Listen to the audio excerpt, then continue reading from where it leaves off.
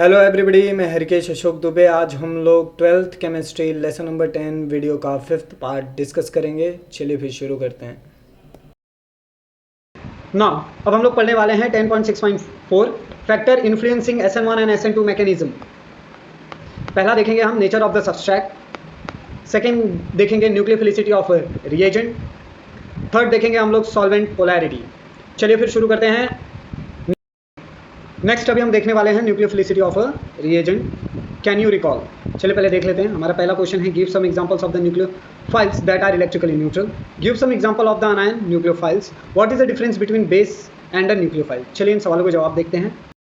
तो यहाँ पे हमारा पहला सवाल है give some examples of the nucleophile that are electrically neutral. Neutral nucleophiles those molecules have no positive और नेगेटिव चार्ज। न्यूट्रल न्यूक्लियोफाइल्स हम उसे कहेंगे ऐसे मॉलिक्यूल्स को जिनके पास ना ही कोई पॉजिटिव चार्ज है और ना ही कोई नेगेटिव चार्ज है। Example ammonia, primary amine water, alcohol, ether, RSR sulphur. Second हम देखेंगे एंड बी। नेक्स्ट हमारे पास नेगेटिव न्यूक्लियोफाइल्स भी होते हैं। नेगेटिव न्यूक्लियोफाइल्स कौन से होते हैं देख लेते हैं। As no the negatively charge nucleophiles, जैसे नाम से पता चल रहा है नेगेटिवली चार्ज न्यूक्लियोफाइल्स होगा। इनके एग्जांपल्स ले लीजिए। Chloride ion, bromide ion, iodide ion, OH minus, CN minus, carbo ion like CH3 minus, CH3 CH2 minus etcetera. इन न्यूक्लियोफाइल्स को हम कहते हैं नेगेटिवली चार्ज न्यूक्लियोफाइल्स और इन न्यूक्लियोफाइल्स को कहते हैं हम न्यूट्रल न्यूक्लियोफाइल्स। तो आपको ये दोनों ही याद रखना है। हमारा नेक्स्ट क्वेश्चन है give some example of the anionic nucleophiles. Examples of the nucleophiles are the hydrogen anions. Next है हमारे पास हाइड्रोजन अनायन में कौन आएगा आपका I minus, Cl minus, Br minus. अभी मैंने बताया कि अनायनिक मतलब नेगेटिवली चार्ज अनायन न्यूक्लियोफाइल्स को भी आप बोल सकते हो, है ना। अभी हमने देखा I minus, Cl minus, iodide, bromide, chloride ions, hydroxide ions, cyanide ions, ammonia and water. Mainly they are the anionic nucleophiles. Water तो आपका न्यूट्रल हो जाता है, ओके। बट अगर वाटर में से एक हाइड्रोजन निकाल के OH माइनस ले लिया, हाइड्रोक्साइड आयन आपका वाटर से ही बनेगा। तो वाटर हमारा न्यूट्रल न्यूक्लियोफाइल होता है। नेक्स्ट है हमारा what is the difference between base and nucleophile. Base और न्यूक्लियोफाइल में क्या डिफरेंस है? Nucleophiles is an influence the electron species that are give the electron pairs to an electron deficient species. Nucleophile हम उसे कहते हैं जिसके पास पेयर्स ऑफ इलेक्ट्रॉन हो और वो किसी इलेक्ट्रॉन डिफिशिएंट को अपना इलेक्ट्रॉन दे दे, उसको हम क्या कहते हैं? न्यूक्लियोफाइल। होप तो आपको समझ में आया होगा।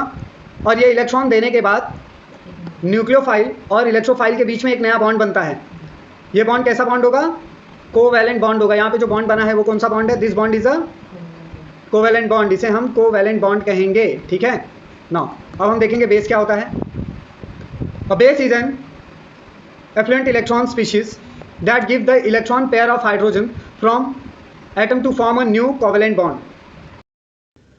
Okay guys, तो next है a nucleophile is a species that use its electron pair to form a bond with the carbon. nucleophile एक ऐसा species होता है जो अपने इलेक्ट्रॉन पेयर्स का इस्तेमाल करता है बॉन्ड बनाने के लिए कार्बन के साथ। Nucleophilic character of an species is express in its electron releasing tendency. जो न्यूक्लियोफिलिक कैरेक्टर है किसी भी स्पीशीज का, वो इस बात से दर्शाया जाता है कि वो कितना इलेक्ट्रॉन रिलीज करने की टेंडेंसी अपने पास रखता है। Which can be correlated to its strength as Lewis base. जिस चीज को हम जोड़ के देख सकते हैं उसके लेविस बेस के स्ट्रेंथ के साथ, ठीक है। लेविस बेस स्ट्रेंथ यानी उसकी न्यूक्लियोफिलिक स्ट्रेंथ, ठीक है।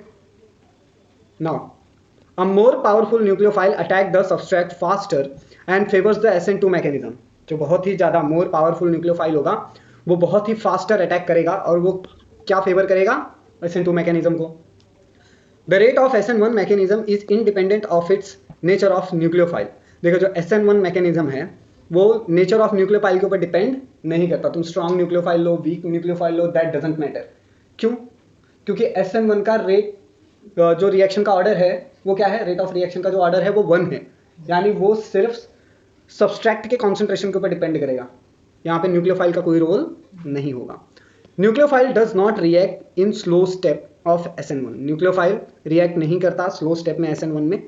Its weight till the carbocation intermediate is formed. ये कब तक इंतजार करता है? जब तक कि कार्बोकटायन इंटरमीडिएट बन नहीं जाता। And react fast with it, और बहुत तेजी से उसके साथ रिएक्ट करके आगे बढ़ता है। डू यू नो, क्या आप लोगों को पता है? अ negatively charged nucleophile is more powerful than it's conjugate acid. जो नेगेटिवली चार्ज न्यूक्लियोफाइल होता है वो ज्यादा पावरफुल होता है एज कंपेयर टू उसके कॉन्जुगेट एसिड के। देखो जो न्यूक्लियोफाइल है, न्यूक्लियोफाइल क्या नेगेटिवली चार्ज है, वो एसिड होगा। कॉन्जुगेट एसिड का, अगर मेरे पास कॉन्जुगेट एसिड है तो क्या देगा, न्यूक्लियोफाइल देगा। फॉर एग्जाम्पल दो, देखिए ये मेरा क्या है, एसिड है, हाँ, और ये क्या है, आर ओ माइनस, ठीक है, तो ये क्या है, it is a nucleophile, negatively charge nucleophile, और ये मेरा उसका कॉन्जुगेट एसिड। तो ये अच्छा न्यूक्लियोफाइल है एज कंपेयर टू दिस। दोनों को ही मैं न्यूक्लियोफाइल बोलूंगा, लेकिन उनमें से अच्छा वाला न्यूक्लियोफाइल कौन सा है, negatively charged nucleophile is a more powerful nucleophilic character as compare to the conjugate acid. ये उसका कॉन्जुगेट एसिड है, ठीक है, समझ में आया? When donor atom are from same period of the periodic table, nucleophilicity decrease from left to right in a period. For example OH is less powerful nucleophile than NH3। क्या बोला है, simple है, left to right nucleophilic character क्या होगा, decrease होगा। क्या होगा, देखो लिखा हुआ है, decrease from left to right, nucleophilicity character decrease from left to right in a period. Okay, तो क्या इंक्रीज होगा, बेसिक कैरेक्टर। तो न्यूक्लियोफिलिसिटी कहां से कहां बढ़ती है, right to left nucleophilicity increases. Carbon is a good nucleophile as compare to the nitrogen, nitrogen is good nucleophile as compare to the oxygen, ठीक है। For example H2O is less powerful nucleophile than NH3, ठीक है। Now when donor atom are from same group of the periodic table, nucleophilicity increase down the group। अगर same group है, ठीक है, periodic table का, तो न्यूक्लियोफिलिसिटी इंक्रीज होगी down the group में, ठीक है। तो फ्लोरीन और आयोडीन में सबसे अच्छा न्यूक्लियोफाइल कौन होगा, iodine. Down the group nucleophilic character क्या हो रहा है, इंक्रीज हो रहा है। For example I- is better nucleophile than chlorine. समझ में आया? तो top to bottom nucleophilic character is increases, left to right nucleophilic character is decreases, ठीक है, इतना आपको याद रखना है। थर्ड है solvent polarity. SN1 mechanism proceed which namely formation of carbocation intermediate, a good ionising solvent, polar solvent, stabilise the ion by the solvation. SN1 mechanism है वो कार्बोकटायन इंटरमीडिएट के फॉर्मेशन से आगे बढ़ता है, ठीक है।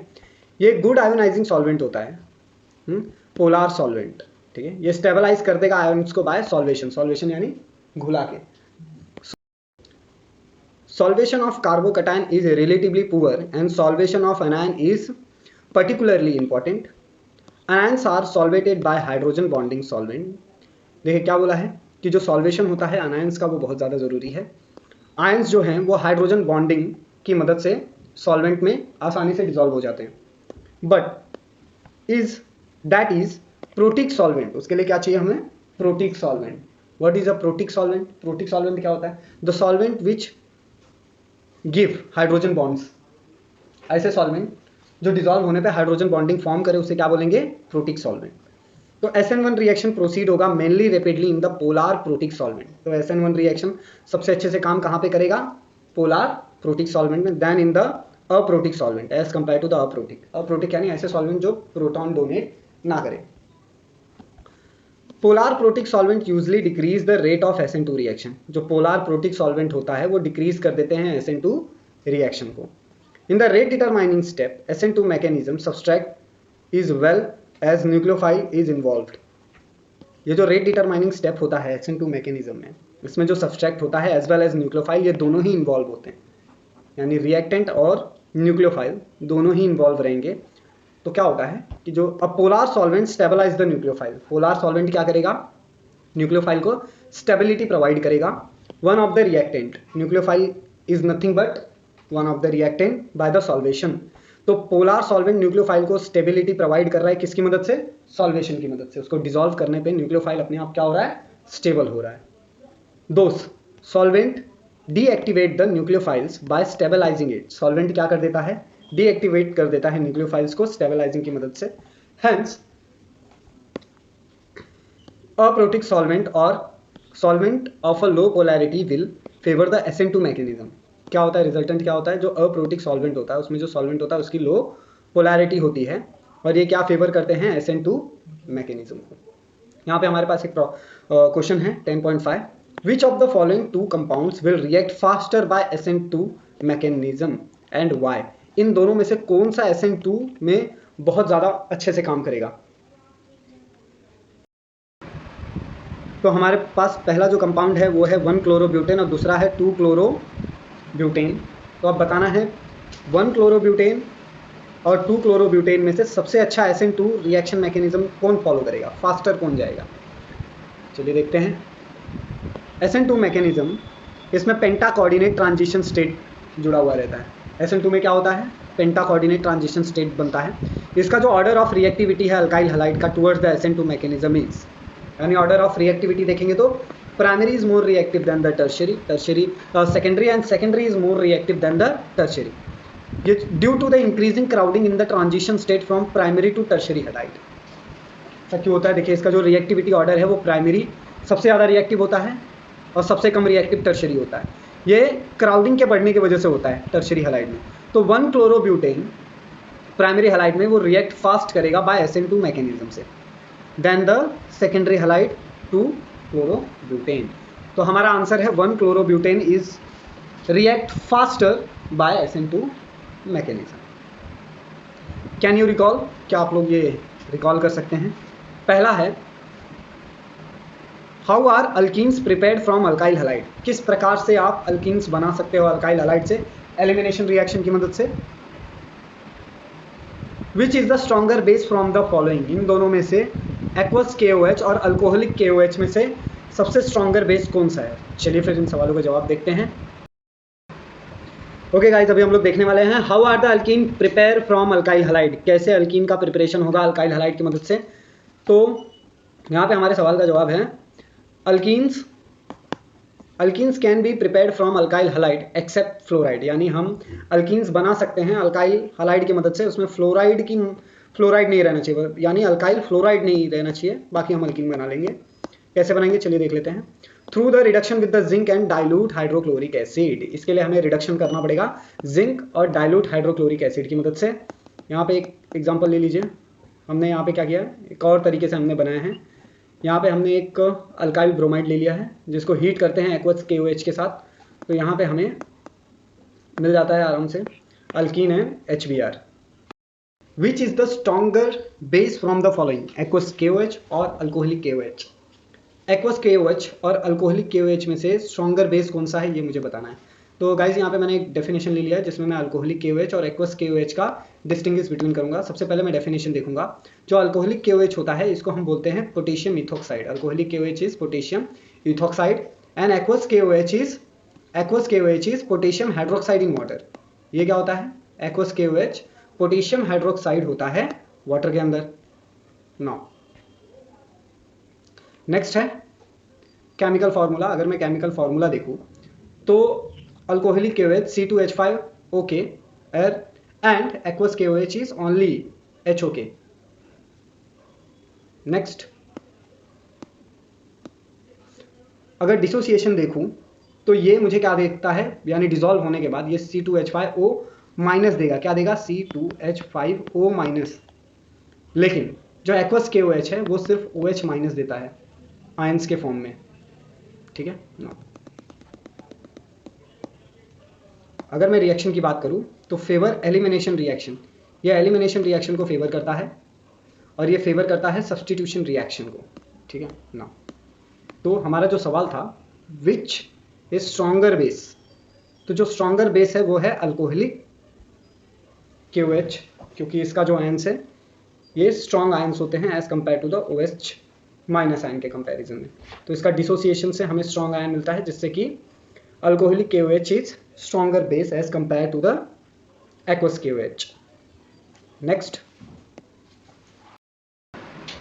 अभी हम लोग देखने वाले हैं 10.6.5 एलिमिनेशन रिएक्शन। इसको डीहाइड्रो हैलोजनेशन रिएक्शन भी कहते हैं।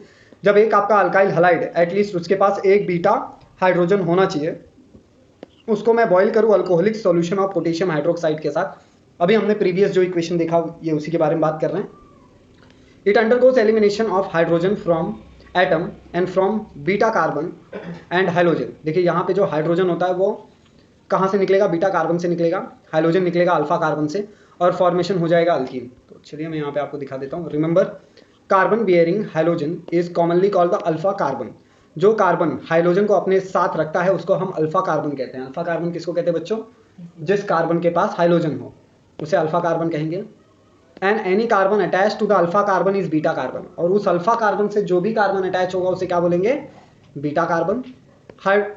Hydrogen attach to the beta carbon are beta hydrogen. वो हाइड्रोजन जो बीटा कार्बन से अटैच है उन हाइड्रोजन का नाम क्या होगा? Beta hydrogen. ओके नाउ चलिए यहाँ पे देखते हैं। The reaction, this reaction is called the beta elimination और 1,2 एलिमिनेशन रिएक्शन। ऐसे रिएक्शंस को हम क्या कहते हैं? बीटा एलिमिनेशन या 1,2 एलिमिनेशन रिएक्शन। ये इन्वॉल्व करता है एलिमिनेशन हाइड्रोजन का and alpha beta hydrogen atoms. ठीक है, चलिए मैं आपको बता देता हूँ एलिमिनेशन कहाँ से हो रहा है, कैसे हो रहा है, अल्फा कौन है, बीटा कौन है, थोड़ा डिटेल में यहाँ पे मैं स्क्रीन पे। ओके ना, अभी हमारे पास क्या है देखिए, ये अल्फा कार्बन है। क्यों अल्फा कार्बन है भाई? क्योंकि इस कार्बन के ऊपर हाइड्रोजन डायरेक्टली अटैच है, तो इस कार्बन को हम क्या कहेंगे? अल्फा कार्बन कहेंगे। ठीक है ना। अब यहाँ पे देखिए, ये जो है ये हमारा बीटा कार्बन है। ठीक है, क्योंकि ये अल्फा कार्बन से डायरेक्टली अटैच में है। ठीक है ना। और ये जो हाइड्रोजन आप लोग यहाँ पे देख रहे हैं इसे बीटा हाइड्रोजन कहेंगे। ये कौन सा हाइड्रोजन है? Beta hydrogen. अब क्या होता है यहाँ पे जो आपका एलिमिनेशन हो रहा है, एलिमिनेशन देखिए, इसे मैं अगर 1 मान लूँ और इसे 2 मान लूँ तो मैं बोल सकता हूँ ना 1,2 एलिमिनेशन हो रहा है, क्योंकि ये जो हाइड्रोजन है और ये हाइड्रोजन ये दोनों ही निकल रहे हैं। ठीक है, तो ये दोनों के निकलने के कारण क्या होगा? ये दोनों के निकलने के कारण होगा डबल बॉन्ड का फॉर्मेशन। तो एलिमिनेट हुआ। इसे एलिमिनेशन रिएक्शन क्यों कहते हैं? क्योंकि देखिए, ये जो आपका बेस है, बेस क्या करेगा? अपने लोन पेयर ऑफ इलेक्ट्रॉन से इस हाइड्रोजन को एब्स्ट्रैक्ट कर लेगा, यानी ये हाइड्रोजन बेस के साथ BH बन के निकल जाएगा। ठीक है, अब ये जो बॉन्ड है वो यहाँ पे शिफ्ट होगा, बॉन्ड यहाँ पे आएगा, जिसके कारण ये गुड लिविंग ग्रुप है। अब हम सबको पता है halides are good leaving group, वो आसानी से निकल जाएंगे। तो हलाइड आयन बन के निकल जाएगा, BH बेस निकल जाएगा, यहाँ पे आपको डबल बॉन्ड का फॉर्मेशन देखने के लिए मिलेगा। क्लियर? ऐसे एलिमिनेशन देखो, एलिमिनेट हुआ, क्या एलिमिनेट हुआ? यहाँ पे निकलने वाली चीज़ें कौन कौन सी थी मेरी? 2 चीज़ें मेरी निकल रही थी, एक तो हाइड्रोजन निकल रहा था, दूसरा हाइड्रोजन निकल रहा था। इन दोनों के ही निकलने की वजह से ये 1 और 2 पोजीशन से निकल रहे थे।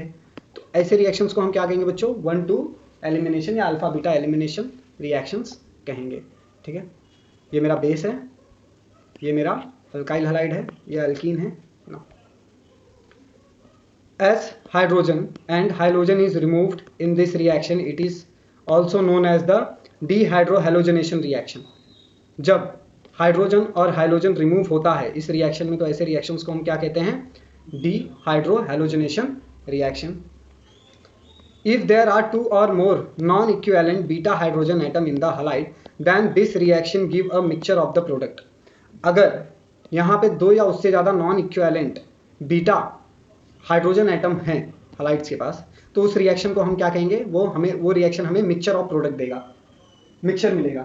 अगर एक से ज़्यादा बीटा हाइड्रोजन है तो चांसेस हैं कि दोनों में से कोई भी बीटा हाइड्रोजन जाएगा, तो 50-50% भी जा सकते हैं, उनसे कम या ज़्यादा भी जा सकते हैं, इनका रेशियो डिपेंड करेगा।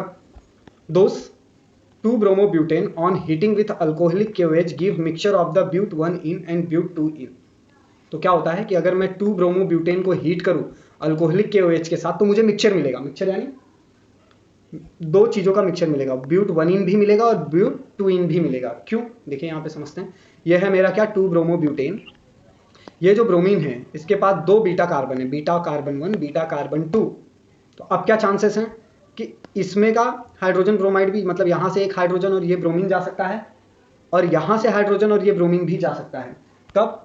जब मैं इसको अल्कोहलिक KOH में रिएक्ट करूंगा। तो क्या होता है कि loss from B2 hydrogen, B2 से हाइड्रोजन से लॉस होगा तो क्या मिलेगा? ब्यूट 1 इन मिलेगा। अगर लॉस होगा बीटा 1 हाइड्रोजन से तो ब्यूट 2 इन बनेगा। ओके ना, तो मतलब mixture of product are possible. ठीक है, अगर मेरे पास एक से ज़्यादा बीटा कार्बन है तो, बीटा हाइड्रोजन है तो एक से ज़्यादा पॉसिबल हो सकता है। अब यहाँ पे एक सवाल आता है कि ब्यूट 1 इन और ब्यूट 2 इन में से कौन सा मेजर प्रोडक्ट होगा? इसको जानने के लिए यहाँ पे एक रूल दिया हुआ है, उस रूल को हम पढ़ेंगे। देखिए क्या बोला है, इसे सज्जफ रूल कहते हैं। The different products of elimination do not form in equal proportion. अलग अलग प्रोडक्ट जो मिलते हैं, जैसे ब्यूट 1 इन, ब्यूट 2 इन, ये जो मिला है ये कभी भी इक्वल प्रोपोर्शन में एक समान मात्रा में फॉर्म नहीं होंगे। After studying a number of elimination reaction, बहुत सारे एलिमिनेशन रिएक्शन को स्टडी करने के बाद रशियन के एक केमिस्ट थे जिनका नाम था Saytzeff, formulated an empirical rule given below. Saytzeff ने एक रूल बनाया जिसको उन्होंने नीचे दिया हुआ है, वो बताते हैं। In dehydrohalonation reaction, the preferred product is that the alkene which has greater number of the alkyl group attached to the doubly bonded carbon atom. Dehydrohalonation reaction में वो प्रीफर्ड प्रोडक्ट होगा, वो एल्कीन सबसे ज़्यादा फॉर्म होगा जिसके पास ज़्यादा number में अल्काइल ग्रुप डबल बॉन्ड को अटैच होंगे। ठीक है, so this is my definition, आप लोगों को ये याद रखना है। दिस इज सेट्जेफ रूल, इसे सेट्जेफ रूल भी बोलते हैं आसान शब्दों में। तो ये क्या कहते हैं कि वो अल्कीन मोर प्रीफर होगा जो मोर सब्सटीट्यूटेड अल्कीन है, मोर प्रीफर्ड, जो ज़्यादा सब्सटीट्यूटेड होगा वो ज़्यादा प्रीफर्ड होगा।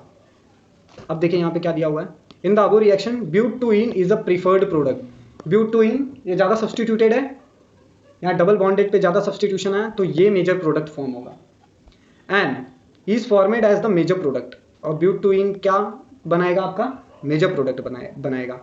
It turn out that more highly substituted alkene are also more stable alkyne.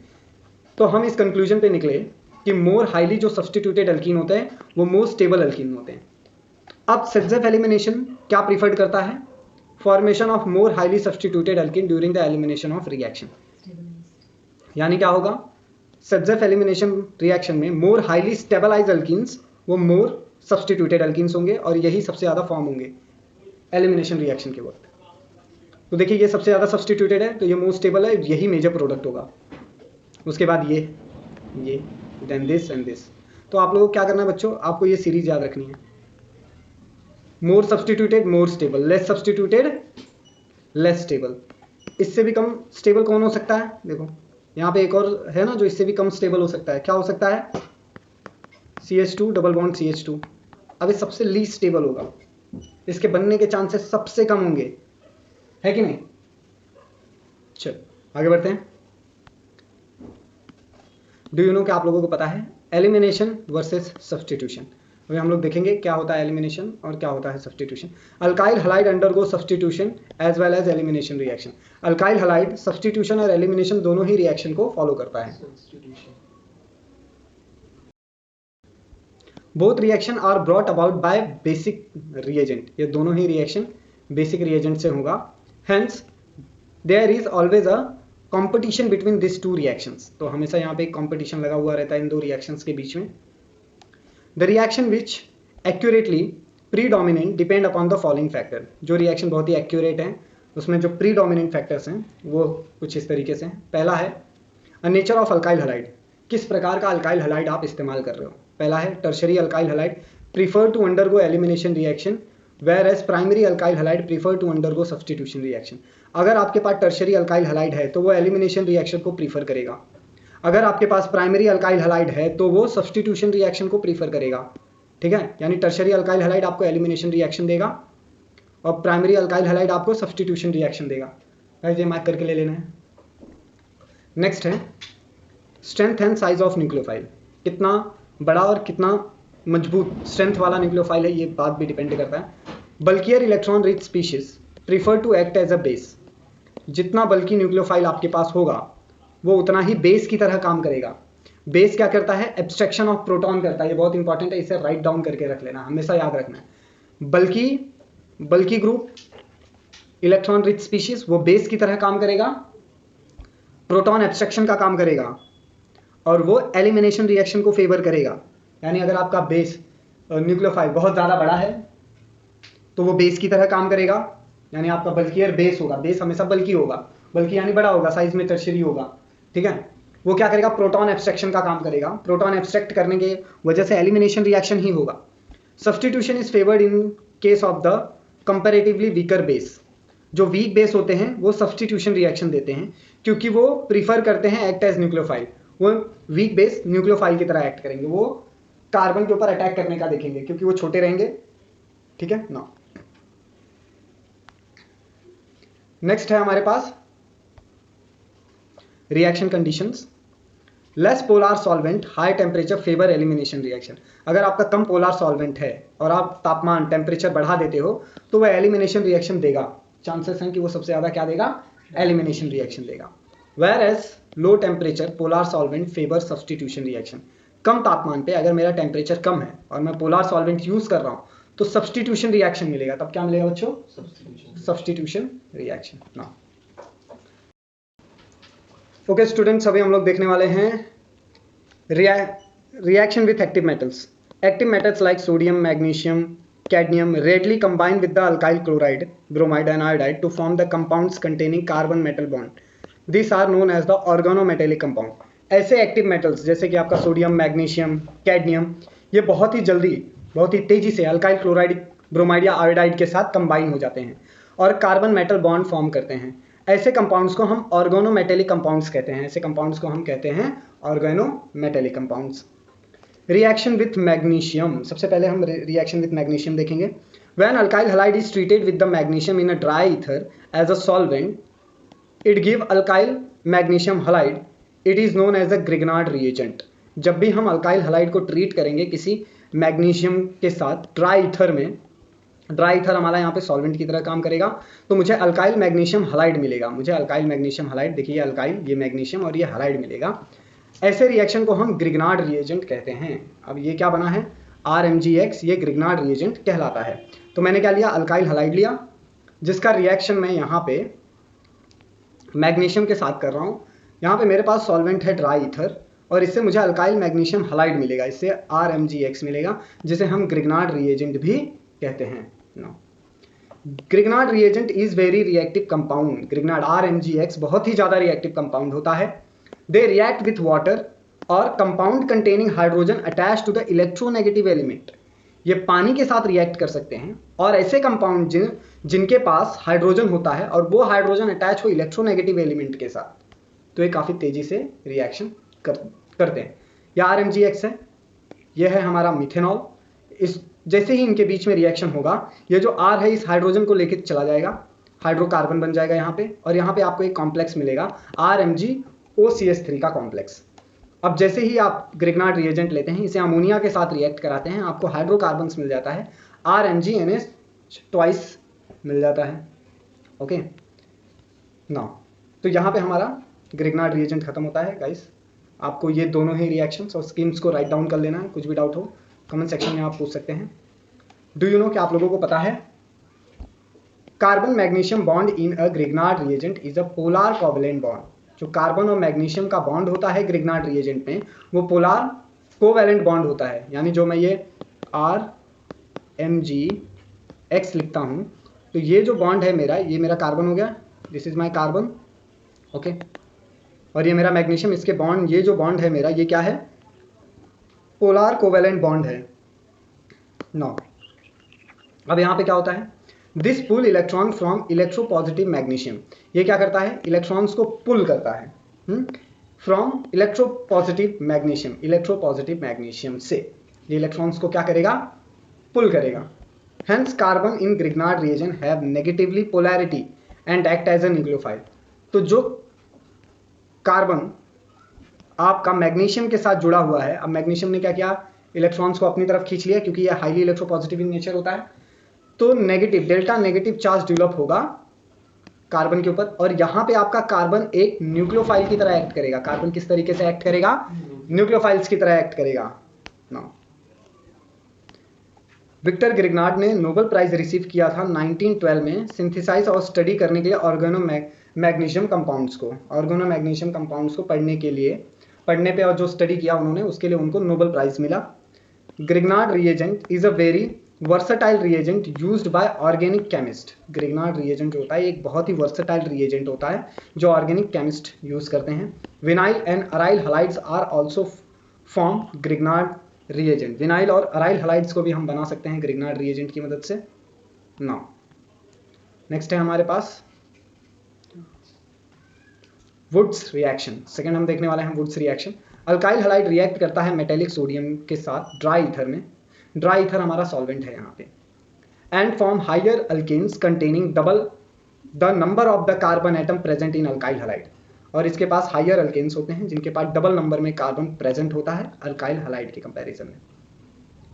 This reaction is called Wurtz reaction. इसे वुड्स रिएक्शन भी कहते हैं. आप इसे रेफर कर सकते हो 11th स्टैंडर्ड की केमिस्ट्री टेक्स्ट बुक सेक्शन 1.5.3 में। ना यहाँ पे आपके पास 2 मोल्स ऑफ अल्काइल हलाइड है, जिसको आप 2 मोल्स ऑफ सोडियम के साथ रिएक्ट कराते हो इन ड्राई ईथर में, तो आपको मिलता है कार्बन कार्बन, यहाँ पे एक अल्केन मिलता है आपको, ठीक है। यहाँ पे carbon carbon new bond form होता है और 2 मोल्स ऑफ आपका सॉल्ट रिलीज हो जाता है। ये मेरा जनरल रिएक्शन है बच्चों, आपको ये जनरल रिएक्शन लिख लेना है। ये जनरल रिएक्शन अगर आपको समझ गया तो आगे आने वाले सारे रिएक्शंस को आप आसानी से समझ सकते हो। मेन यही है जनरल रिएक्शन, तो आपको ये याद होना चाहिए। आर की वैल्यू हम कुछ भी पुट करके आंसर निकाल सकते हैं, ठीक है। नेक्स्ट है, अगर आप इथाइल ब्रोमाइड लेते हैं यानी C2H5, 2 moles of ethyl bromide react with the 2 sodium in presence of dry ether, आपको ब्यूटेन मिलेगा, अल्केन मिला ब्यूटेन, और यहाँ पे आपको सॉल्ट 2NaBr मिलेगा। Okay, when a mixture of 2 different alkyl halide is used, all the 3 possible alkanes are formed. अगर आप मिक्सचर इस्तेमाल करोगे 2 अलग अलग अल्काइल हैलाइड्स का, तो 3 पॉसिबिलिटीज है अल्केन के बनने की। पहला देखिए आपने यहाँ पे क्या लिया हुआ है, हमने मिथाइल ब्रोमाइड ले लिया और इथाइल ब्रोमाइड ले लिया, सोडियम के साथ उसको ड्राई ईथर में रिएक्ट करा रहे हैं, तो हमें क्या मिला, इथेन मिला, प्रोपेन मिला और ब्यूटेन। तो मिथाइल और ethyl bromide in presence of sodium and dry ether आपको इथेन, प्रोपेन और ब्यूटेन तीनों ही अल्केन्स दे सकते हैं, मिक्सचर दे सकते हैं। नेक्स्ट है reaction 10.6.1 reactions of hello arenes. अब हम रिएक्शंस देखेंगे हेलो एरिन्स का। Reaction of hello arenes with metal, metal के साथ कैसे हेलो एरिन्स रिएक्ट करेंगे ये देखेंगे। The reaction of aryl halide with alkyl halide and sodium metal in a dry ether to give the substituted aromatic compound is known as the Wurtz Fittig reaction. ये जो reaction होता है आपका aryl halide और alkyl halide का sodium metal के साथ in dry ether में, ये आपको एरोमेटिक कंपाउंड देंगे, एरोमेटिक सब्स्टिट्यूटेड एरोमेटिक कंपाउंड आपको मिल सकता है, जिसको हम वुड्स-फिटिग रिएक्शन कहते हैं। This reaction is an extensive of Woods reaction and was carried out by Fittig। ये रिएक्शन वुड्स जैसा ही है लेकिन इसे फिटिग ने किया था। तो this reaction allow to alkylation of aryl halide. तो इससे इस रिएक्शन में अलग क्या होता है कि ये अल्काइलेशन कर देता है अराइल हलाइड का, अराइल हलाइड में मीथेन ग्रुप ऐड कर देगा। ओके, नाउ यहाँ पे एग्जांपल देखिए, आप लेते हैं अपने साथ में ब्रोमोबेंजीन, ये है मेरा ब्रोमोबेंजीन, जो कि मिथाइल ब्रोमाइड के साथ रिएक्ट होता है इन presence of 2 sodium atoms. Dry ether आपको टॉल्यून मिल जाता है, क्या मिलता है बच्चों यहाँ पे, टॉल्यून, और 2NaBr रिलीज हो जाता है। In case of only aryl halide take part in the reaction, the product is biphenyl and the reaction is known as Fittig reaction। अगर सिर्फ अराइल हलाइड ही रिएक्शन में टेक पार्ट कर रहा है और बाइफिनाइल प्रोडक्ट आपको मिलता है, ऐसे रिएक्शंस को हम सिर्फ फिटिग रिएक्शन कहते हैं। चलिए यहाँ पे मैंने क्या लिया, क्लोरोबेंजीन ले लिया, 2 मोल्स ऑफ सोडियम ले लिया, 2 मोल्स ऑफ क्लोरोबेंजीन लेना पड़ेगा यहाँ पे आपको। 2 moles of chlorobenzene react with the 2 moles of Na in presence of dry ether, आपको क्या मिलेगा, बाइफिनाइल ग्रुप मिलेगा। इस ग्रुप को हम बाइफिनाइल ग्रुप कहते हैं। This is my biphenyl group, और आपका सॉल्ट रिलीज हो जाएगा। इसे फिटिग रिएक्शन कहते हैं बच्चों। नाउ ओके बच्चों, अभी हम लोग देखने वाले हैं न्यूक्लियोफिलिक सब्स्टिट्यूशन SN, यानी SN for nucleophilic substitution reaction of हेलोएरिन्स। हेलोएरिन्स का देखेंगे। सबसे पहले उसके लिए हमें रिकॉल करना पड़ेगा व्हाट इज रेजोनेंस। बच्चों क्या होता है मतलब रेजोनेंस का मतलब आप लोग को पता होना चाहिए। दूसरा, हमें रेजोनेटिंग स्ट्रक्चर ड्रॉ करना पड़ेगा ब्रोमोबेंजीन का, और आइडेंटिफाई करना पड़ेगा किस प्रकार का हाइब्रिडाइजेशन होता है कार्बन पे, जहाँ पे हाइलोजन एटम अटैच होता है हेलोएरिन्स में। ओके चलिए देखते हैं फिर। तो हमारा पहला सवाल है what is a resonance. Resonance का मतलब होता है, resonance is a way of describing localised electron within a certain molecules और polyatomic ions where the bond cannot be expressed by a single Lewis formula. A molecular ion with such delocalized electron is represented several resonance structure। देखिए यहाँ पे क्या होता है, resonance का मतलब पूछा है। रेजोनेंस का मतलब होता है delocalization of bond and within a molecule. Molecule के अंदर क्या होता है, जैसे मान लीजिए आपका ये एक बेंजीन का रिंग है, यहाँ पे क्या होता है, ये बॉन्ड रेजोनेट होते रहता है। तो ये क्या होता है, ये bond after a certain time interval अपना पोजीशन चेंज करते रहेगा, फिर से ये इस जगह पे जाएगा, यहाँ पे जाएगा, यहाँ पे जाएगा। तो बार बार आपको ये स्ट्रक्चर और ये स्ट्रक्चर, ये स्ट्रक्चर और ये स्ट्रक्चर ऐसे कंटिन्यू रिपीटेड फॉर्म में मिलते रहेंगे। तो वहीं यहाँ पे वही बोल रहा है कि यहाँ पे डीलोकलाइज होता है। डीलोकलाइज यानी, लोकलाइज मतलब एक जगह पे, डीलोकलाइज यानी एक जगह पे नहीं रहेगा, हाँ, इलेक्ट्रॉन किसी भी सर्टन मॉलिक्यूल या पॉलीएटॉमिक आयंस में बॉन्ड आप एक्सप्रेस नहीं कर सकते एक सिंपल लेविस फार्मूला की मदद से। मतलब ये जो बेंजीन है, मैं इसको इस तरीके से कभी भी रिप्रेजेंट नहीं कर सकता। इसके लिए आपने बहुत जगह पे देखा होगा बेंजीन ऐसे लिखा हुआ रहता है। So this is the hybridised form of the benzene, a molecule और ion with such delocalise electron represented by several resonating structure. अब क्या होता है, ये जो रेजोनेटिंग स्ट्रक्चर होते हैं इनको मैं एक से ज़्यादा तरीके से मैं रिप्रेजेंट कर सकता हूँ, एक से ज़्यादा तरीके से मैं इन बेंजीन रिंग को दिखा सकता हूँ कि नहीं। इसके लिए इसे क्या कहते हैं, रेजोनेटिंग स्टेबलाइज मॉलिक्यूल, और रेजोनेंस इसी को कहते हैं। ठीक है, रेजोनेंस से स्टेबिलिटी आती है बच्चों। नो, नेक्स्ट यहाँ पे हमारे पास पहला एग्जांपल है ओजोन का। अगर आप ध्यान से देखें यहाँ पे ओजोन में ये जो नेगेटिव चार्ज है वो यहाँ जाएगा, और ये वाला डबल बॉन्ड ये नेगेटिव चार्ज बन के ऑक्सीजन के ऊपर आ जाएगा। ठीक है, फिर क्या होगा कि ये जो ऑक्सीजन का नेगेटिव चार्ज है वो यहाँ जाएगा, और ये वाला जो डबल बॉन्ड है यहाँ पे चला जाएगा।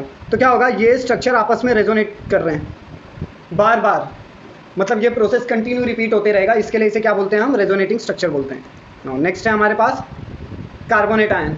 कार्बोनेट के 3 रेजोनेटिंग स्ट्रक्चर बनते हैं। जैसे ओजोन के कितने रेजोनेटिंग स्ट्रक्चर बने, 2, वैसे ही कार्बोनेट के कितने रेजोनेटिंग स्ट्रक्चर बनते हैं, 3। क्या होता है इस केस में कि जब ये बॉन्ड यहाँ पे जाएगा तो ये यहाँ पे चला जाएगा, कुछ इस तरीके से आ जाएगा। जब ये बॉन्ड यहाँ पे जाएगा तो ये वाला चार्ज यहाँ पे चला जाएगा, कुछ इस तरीके का स्ट्रक्चर मिलेगा।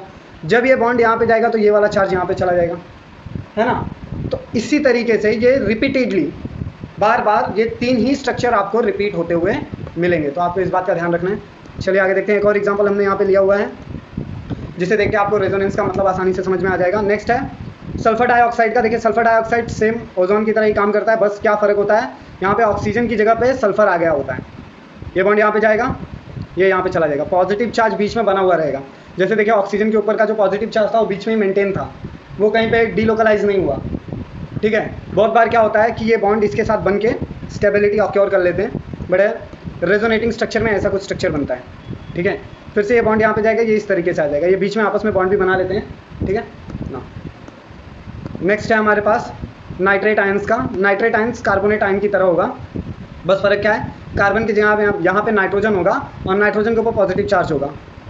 ये कार्बोनेट आयन था, और यहाँ पे अब हम नेक्स्ट देख रहे हैं नाइट्रेट आयन। इसका भी 3 रेजोनेटिंग स्ट्रक्चर होता है, ये सिमिलर कार्बोनेट की तरह ही है, दिख ही रहा होगा आप लोगों को। फिर यहाँ पे जाएगा, ये यहाँ पे जाएगा, ये अगेन यहाँ पे जाएगा, ये यहाँ पे जाएगा, और आपको पहला वाला स्ट्रक्चर मिल जाएगा। ठीक है गाइस, कुछ भी डाउट हो तो आप मुझसे कमेंट सेक्शन में पूछ सकते हैं। चलिए फिर नेक्स्ट देखते हैं हम क्या है। ओके, हमारा नेक्स्ट क्वेश्चन है, draw the resonance structure of the bromobenzene. बच्चों हमें ब्रोमोबेंजीन का रेजोनेटिंग स्ट्रक्चर बनाना है। सबसे पहले आपको पता होना चाहिए ब्रोमोबेंजीन क्या होता है। देखिए इसे कहते हैं हम ब्रोमोबेंजीन, इसे क्या कहते हैं, ये है हमारा ब्रोमोबेंजीन। अब हम इसका रेजोनेटिंग स्ट्रक्चर ड्रॉ करेंगे। याद रखना है ब्रोमीन के पास 3 लोन पेयर ऑफ इलेक्ट्रॉन्स होते हैं। ब्रोमीन के पास कितने लोन पेयर ऑफ इलेक्ट्रॉन्स होते हैं, 3 लोन पेयर ऑफ इलेक्ट्रॉन्स होते हैं ब्रोमीन के पास। नाउ नेक्स्ट चलिए देखते हैं। यह हमारा ब्रोमीन जिसके पास 3 लोन पेयर ऑफ इलेक्ट्रॉन था, इसने क्या किया, पहले अपना 1 लोन पेयर ऑफ इलेक्ट्रॉन यहाँ पे दे दिया, जिसकी वजह से ये जो बॉन्ड था इस कार्बन के ऊपर आके शिफ्ट हो गया। तो इस कार्बन के ऊपर क्या आ जाएगा, नेगेटिव चार्ज आएगा, यहाँ पे डबल बॉन्ड फॉर्म हो जाएगा। ठीक है, तो देखिए इस वाले ब्रोमीन के ऊपर आपके पास क्या आ गया, डबल बॉन्ड आ गया है। अब ये जो नेगेटिव चार्ज यहाँ पे डेवलप हुआ था वो यहाँ पे शिफ्ट होगा, और नेगेटिव चार्ज इस वाले कार्बन पे आ जाएगा। ठीक है नो, अब क्या होगा, कुछ हमें इस तरीके का स्ट्रक्चर देखने के लिए मिलेगा। अब ये वाला जो नेगेटिव चार्ज है वो यहाँ पे जाएगा, और यहाँ से रेजोनेट होके चार्ज आपका यहाँ पे आ जाएगा।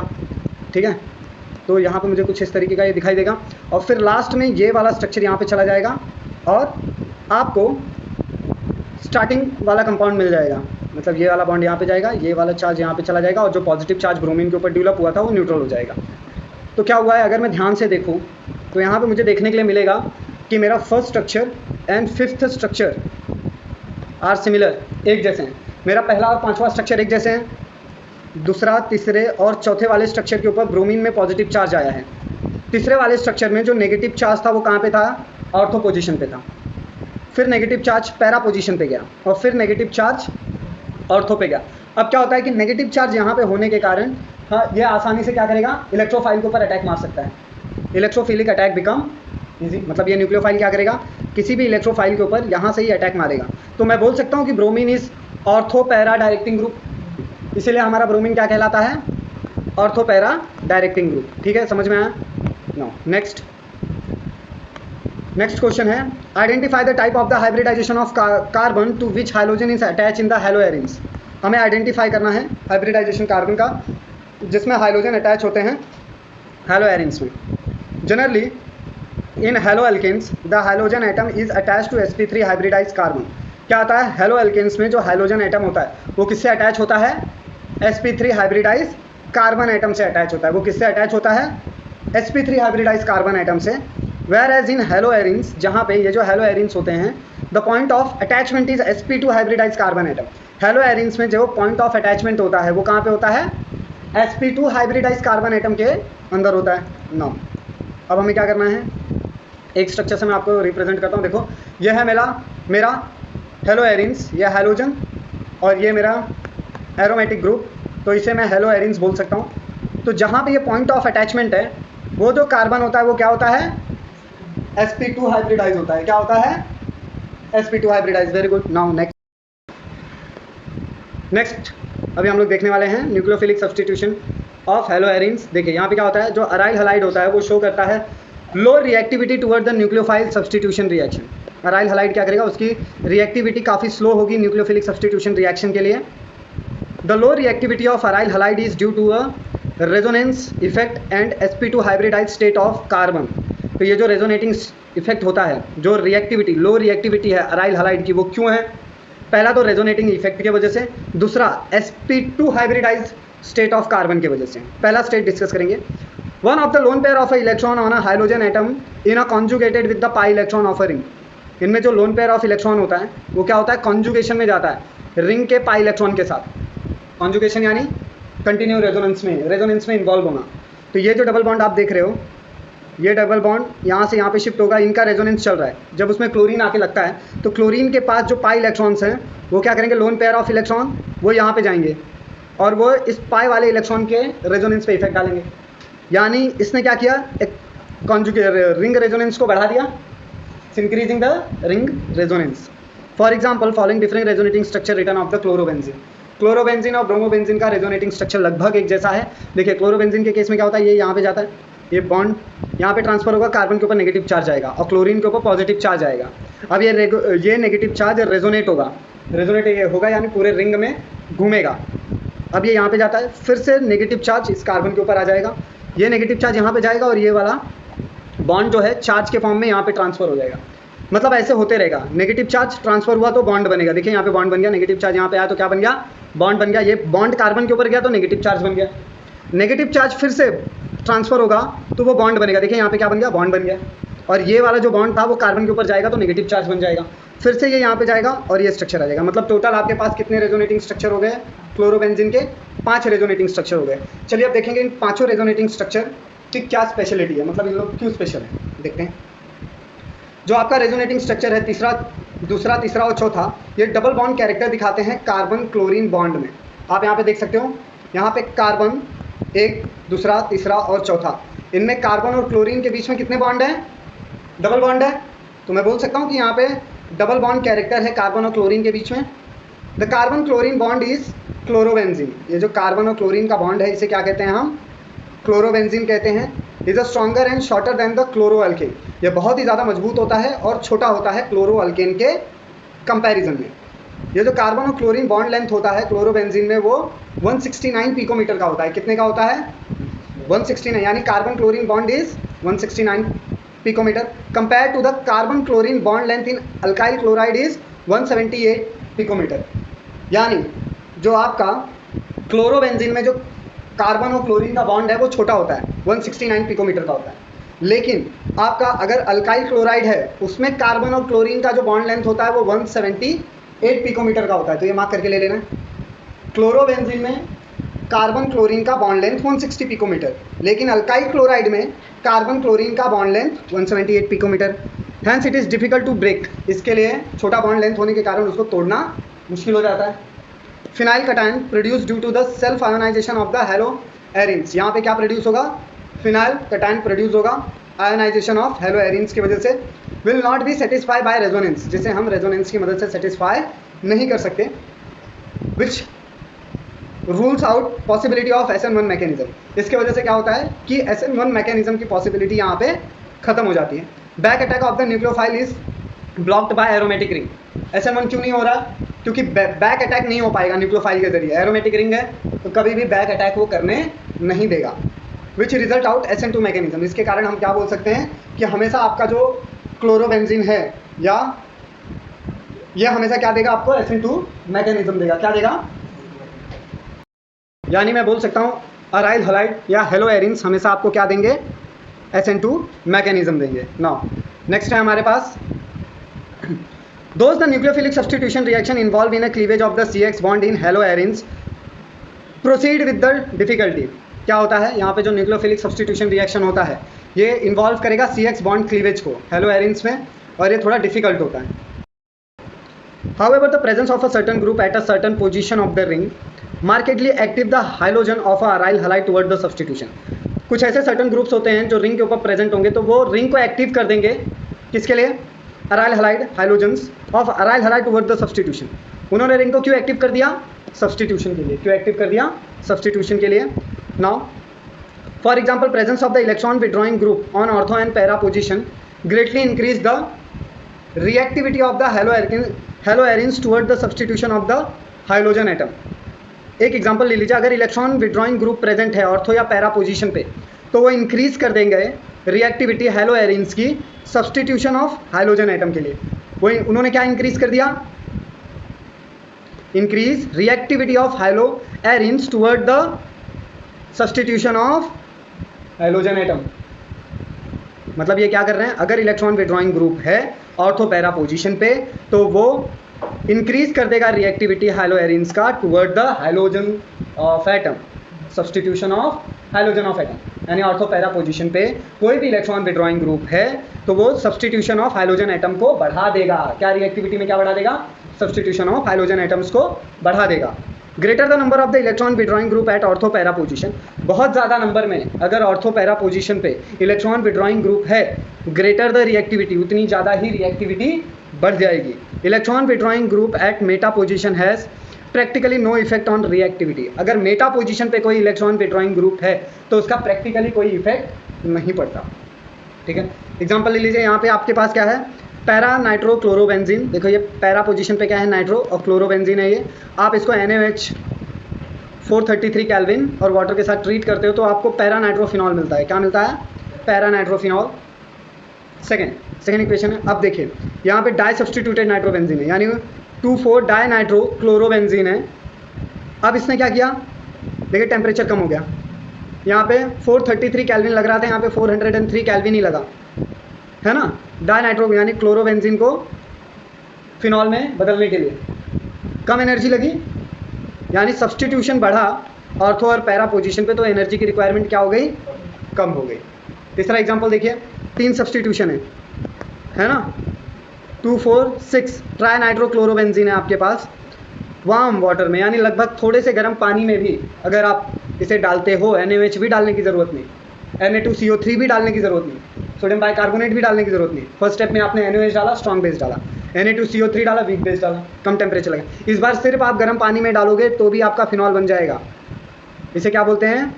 2,4,3 tri nitrophenol. Okay, no next, इसे TNT भी बोलते हैं, ट्राई नाइट्रोफिनॉल।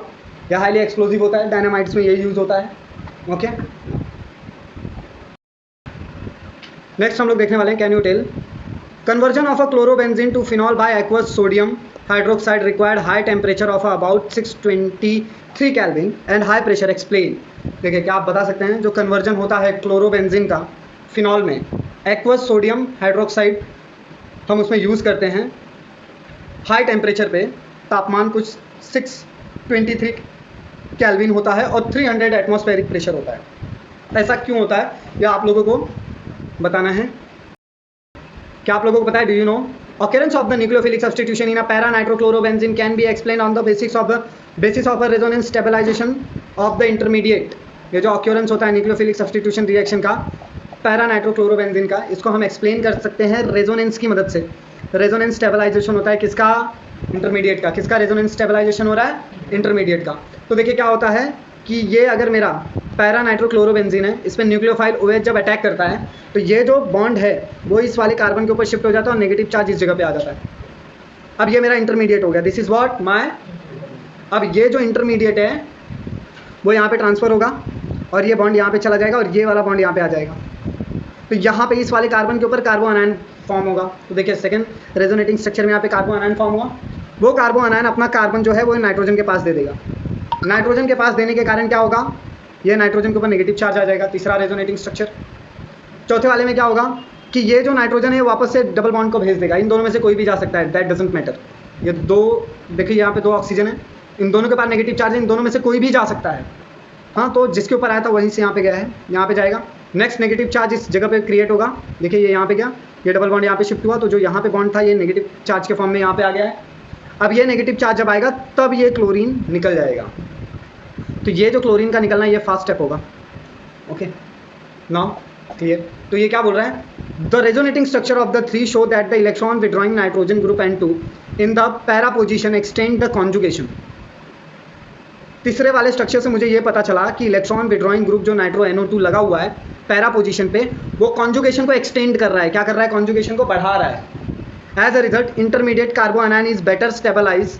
इसके वजह से क्या होता है कि जो इंटरमीडिएट आपका कार्बो अनायन बना है वो अच्छी तरीके से स्टेबलाइज हो पाता है, which favour the nucleophilic substitution reaction, और जो आसानी से न्यूक्लियोफिलिक सब्स्टिट्यूशन रिएक्शन को अंजाम दे पाता है।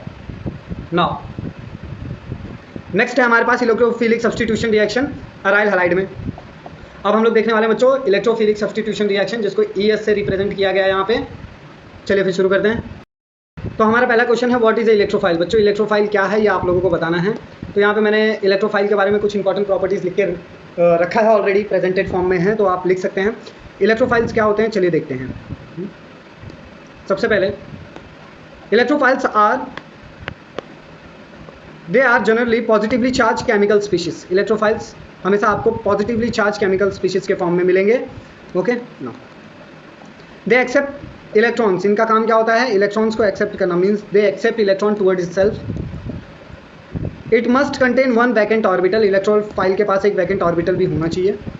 Generally represented by E positive charge, यानी इलेक्ट्रोफाइल्स को हम कैसे रिप्रेजेंट करते हैं, E पॉजिटिव चार्ज के साथ रिप्रेजेंट करते हैं। Electron deficient species. इलेक्ट्रोफाइल्स क्या होते हैं बच्चों, इलेक्ट्रॉन डिफिशिएंट स्पीशीज होते हैं। They are Lewis acid. उन्हें और क्या कहा जाता है, लेविस एसिड कहा जाता है। Practically in electrophilic substitution and addition reaction. Practically जो इलेक्ट्रोफाइल्स होते हैं वो क्या होते हैं, electrophiles are participate in electrophilic substitution reaction and addition reaction. जो इलेक्ट्रोफाइल्स होते हैं वो पार्टिसिपेट करेंगे इलेक्ट्रोफिलिक और addition reaction, electrophilic substitution reaction और एडिशन रिएक्शन में। नो नेक्स्ट, अब देखिए बच्चों यहाँ पे हमने इलेक्ट्रोफाइल डिस्कस कर लिया है। इसका एक और छोटा भाई होता है न्यूक्लियोफाइल बोलते हैं हम उसे। न्यूक्लियोफाइल के बारे में कुछ इन्फॉर्मेशन मैं आपको दे देता हूँ, आप चाहे तो उसे लिख सकते हैं। इलेक्ट्रोफाइल्स के एग्जाम्पल्स हैं BF3, AlCl3 etcetera are examples of electrophiles. Now electrophiles के साथ मैं लगे हाथ आपको न्यूक्लियोफाइल्स के बारे में भी बता देता हूँ। न्यूक्लियोफाइल्स ये ठीक अपोजिट होते हैं। जैसे आपने यहाँ पे देखा इलेक्ट्रोफाइल पॉजिटिवली चार्ज होते हैं, वहीं पे न्यूक्लियोफाइल नेगेटिवली चार्ज होते हैं। ये एक्सेप्ट करते हैं इलेक्ट्रॉन, ये डोनेट कर देते हैं इलेक्ट्रॉन। इनके पास वैकेंट ऑर्बिटल होता है, इनके पास लोन पेयर ऑफ इलेक्ट्रॉन होता है। इनको E+ से रिप्रेजेंट किया जाता है, न्यूक्लियोफाइल को Nu- से रिप्रेजेंट किया जाता है। ये इलेक्ट्रॉन डिफिशिएंट स्पीशीज होते हैं, इनके पास इलेक्ट्रॉन की कमी होती है, लेकिन ये इलेक्ट्रॉन रिच स्पीशीज होते हैं, इनके पास बहुत ज़्यादा इलेक्ट्रॉन्स होते हैं। इन्हें लेविस एसिड बोला जाता है, वहीं पे न्यूक्लियोफाइल्स को लेविस बेस बोला जाता है। ये पार्टिसिपेट करते हैं इलेक्ट्रोफिलिक सब्स्टिट्यूशन और एडिशन रिएक्शन में। ये न्यूक्लियोफिलिक एडिशन और सब्स्टिट्यूशन रिएक्शन में पार्टिसिपेट करते हैं। यहाँ पे इसके एग्जांपल थे BF3, AlCl3, वहीं पे इसके एग्जांपल हैं I-, Cl-, Cn-, ये एग्जांपल्स हैं। होप सो गाइस आप लोगों को इलेक्ट्रोफाइल और न्यूक्लियोफाइल दोनों समझ में आया होगा। इनके हमने वेरियस एग्जांपल्स को भी डिस्कस कर दिया, यानी दोनों क्वेश्चंस यहाँ पे कवर हो गए हैं। नाउ नेक्स्ट हम देखेंगे what type of the reaction are absorbed in the benzene. Benzene में देखिए हमें किस प्रकार का रिएक्शन देखने के लिए मिलता है। यहाँ पे देखिए ऑलरेडी मैंने काफ़ी बड़े में लिख रखा है, reaction of benzene is electrophilic substitution reaction. ज़्यादा करके जो बेंजीन है वो इलेक्ट्रोफिलिक सब्स्टिट्यूशन रिएक्शन देता है। मैं यहाँ पे उसके कुछ एग्जांपल्स आपके साथ डिस्कस करता हूँ। जैसे कि मेरे पास है, मैंने बेंजीन लिया, बेंजीन का रिएक्शन मैं करवा देता हूँ CH3Cl के साथ इन presence of AlCl3 aluminium trichloride. ये इलेक्ट्रोफिलिक रिएजेंट है, अभी हमने देखा। इसे कहते हैं फिडल-क्राफ्ट रिएक्शन। इसे क्या कहेंगे बच्चों, फिडल-क्राफ्ट रिएक्शन, जिससे आपको क्या मिल जाएगा, यहाँ पे टॉलिन मिल जाएगा। ओके, नाउ नेक्स्ट रिएक्शन में क्या होता है, आप ब्रोमोबेंजीन लेते हो। ब्रोमोबेंजीन को इन presence of the 2 moles of sodium and CH3Br के साथ इन प्रेजेंस ऑफ ड्राई ईथर में रिएक्ट कराते हो तो इसे वुड फिटिक रिएक्शन कहते हैं। हमने नेक्स्ट इसे प्रीवियस वाले टॉपिक में ही डिस्कस किया था, what is a would फिटिक reaction, उससे भी आपको टॉलिन मिलेगा। नेक्स्ट रिएक्शन में क्या होता है कि हम ब्रोमो मैग्नीशियम बेंजीन लेते हैं, यानी बेंजीन मैग्नीशियम ब्रोमाइड लेते हैं, यानी यहाँ पे आपने बेंजीन ले लिया, मैग्नीशियम ले लिया, ब्रोमाइड ले लिया, इसका रिएक्शन आप मिथाइल ब्रोमाइड के साथ कराते हो तो इसमें से MgBr2 माइनस हो जाता है, निकल जाता है, तो आपको क्या मिल जाता है, सेम टॉलिन मिल जाता है। नेक्स्ट रिएक्शन में आप क्या करते हो, हेप्टेन लेते हो, एन हेप्टेन लेते हो, जिसको यहाँ पे आप काउंट कर सकते हो, methane, ethane, propane, butane, pentane, hexane, heptane. आपने क्या लिया, एन हेप्टेन को लिया, उसको 873 केल्विन पे पीटी यानी कैटलिस्ट, प्लेटिनियम कैटलिस्ट के प्रेजेंस में हीट किया तो क्या होगा, 2 हाइड्रोजन माइनस हो जाएगा और यहाँ पे आपको क्या मिल जाएगा, इस प्रकार से एक क्लोज साइक्लिक रिंग मिल जाएगी। उस क्लोज साइक्लिक रिंग को आप फिर से यानी 2 बार आपको 873 केल्विन पे इन प्रेजेंस ऑफ प्लेटिनियम रिएक्ट कराना पड़ेगा, जिसमें 6 हाइड्रोजन निकल जाएंगे तो आपको टॉलिन मिल जाएगा। होप सो गाइस आप लोगों को समझ में आ गया होगा। कुछ भी डाउट हो आप मुझसे कमेंट सेक्शन में पूछ सकते हैं। आप चाहिए तो वीडियो को पॉज करके एंड तक राइट डाउन कर सकते हैं। कुछ भी डाउट हो तो आप मुझसे कमेंट सेक्शन में डिस्कस करें। नेक्स्ट हम लोग देखने वाले हैं identify the product A of the following reaction. बच्चों आप लोगों को यह आप लोगों के लिए होमवर्क है, आप लोगों को बताना है कि अगर आप बेंजीन का reaction HNO3 in presence of H2SO4 कराते हैं तो आप लोगों को क्या प्रोडक्ट ए मिलेगा। चलो मैं आपको यहाँ पे हिंट दे देता हूँ कि यहाँ पे आप लोग नाइट्रेशन करेंगे। Okay, aryl halides undergo the electrophilic substitution reaction slowly as compare to the benzene. अगर मेरे पास अराइल हलाइड है और वो इलेक्ट्रोफिलिक सब्स्टिट्यूशन रिएक्शन दे रहा है तो वो काफ़ी स्लो होगा। वो क्या होगा, काफ़ी, किसके कंपैरिजन में, बेंजीन के कंपैरिजन में। यानी aryl halide slowly react with the electrophile as compare to the benzene. मैं बोल सकता हूँ अराइल हलाइड इलेक्ट्रोफाइल के साथ स्लो रिएक्ट करता है as compare to the benzene. तो आपको ये याद रखना है। In resonance structure of the chlorobenzene, जो आपने रेजोनेटिंग स्ट्रक्चर अभी हमने देखा क्लोरोबेंजीन का, उसमें जो इलेक्ट्रॉन डेंसिटी है वो ऑर्थो और पैरा पोजीशन पे ही है। तो इससे क्या होगा, जो इनकमिंग इलेक्ट्रोफाइल ग्रुप है वो कहाँ पे अटैक करेगा, इन्हीं पॉसिबल पोजीशंस पे अटैक कर सकता है। But due to the steric hindrance at ortho position para product usually are predominant. अब क्या होता है कि अब मुझे पता चल गया है कि मेरा इलेक्ट्रॉन डेंसिटी ऑर्थो और पैरा पोजीशन पे ही है, हमें पता चल गया है। लेकिन क्या होता है कि ऑर्थो पोजीशन जो है वहाँ पे स्टेरिक हिंड्रेंस देखने के लिए मिलता है। ऑर्थो पोजीशन पे क्या है बच्चों, यहाँ पे देखो लिखा हुआ है, मैं मैच कर देता हूँ, steric hindrance at ortho position. तो पैरा प्रोडक्ट के बनने के चांसेस बहुत ज़्यादा होते हैं।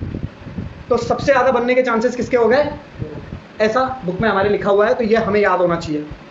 यानी सबसे ज़्यादा चांसेस हैं मेटा। देखो अब मेरे पास 3 पोजीशंस हो गई बेंजीन रिंग में, ऑर्थो, मेटा, पैरा। तो मेटा के ऊपर तो कभी भी इलेक्ट्रोफिलिक सब्स्टिट्यूशन नहीं होगा, ये क्लियर हो गया। तो बच्चे 2 ऑर्थो और पैरा। अब ऑर्थो और पैरा में भी ऑर्थो के ऊपर नहीं होगा।